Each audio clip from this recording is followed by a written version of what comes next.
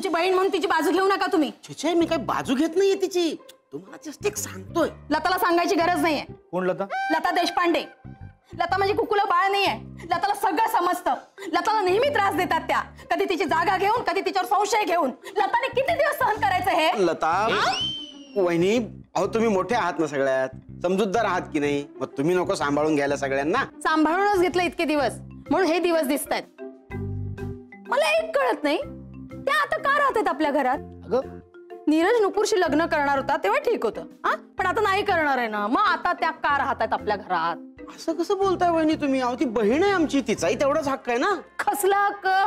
सख्खी बहीण नाहीये ती, चुलत बहीण आहे. अहो सख्खी नसली म्हणून काय झालं? या वाड्यात आम्ही एकत्र लहानाचे मोठे झालोय. सख्यांपेक्षा खूप काही आहे आमच्यासाठी ती.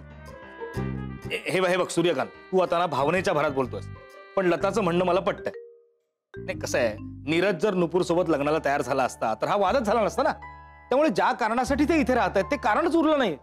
आता तरी काय बोलणार ना, काय लता? करेक्ट. काय बोलतोस दादा तू? म्हणजे फक्त तेवढ्या कारणासाठी ते आपल्या घरात आहेत? नाही झालं आता नकटूचं आणि नीरजचं लग्न तर काय मग शैलशी असलेलं नातं तोडून टाकायचं? तेवढ्यासाठी बाहेर काढायचं त्यांना? ते जाणार कुठे त्याचा काही विचार केलास का तू? अरे सूर्या, मला तसं म्हणायचं नाहीये, मी फक्त लताची बाजू मांड. ओके भाऊजी, ओके, तुम्हाला वाटतंय ना आपल्या बहिणीला घर हवं, आपल्या बहिणीला घर हवं, ठीक आहे.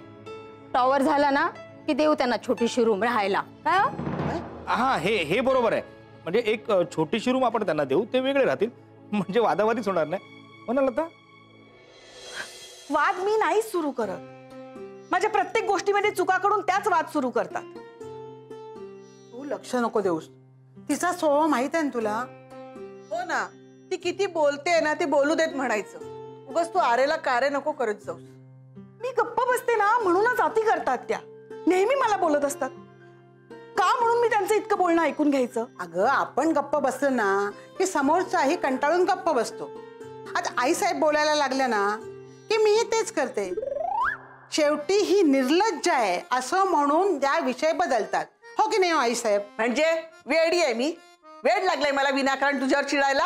अहो तिला समजवण्यासाठी उदाहरण देते मी. काही मला समजावून सांगू नका तुम्ही, कळतंय मला सगळं. सतत यांचं बोलणं ऐकून घ्यायला मी काय उपरी आहे का या घरामध्ये? इथे याच घरात लहानाची मोठी झाली आहे ना मी.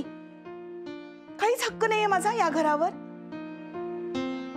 आणि मी पण काही बोलू शकले नाही म्हणा. अगं मग बोलायचंच ना. आपलंच नाणं खोटं म्हणल्यानंतर काय बोलणार मी? सगळं नीरजमुळे मला ऐकून घ्यावं लागतं.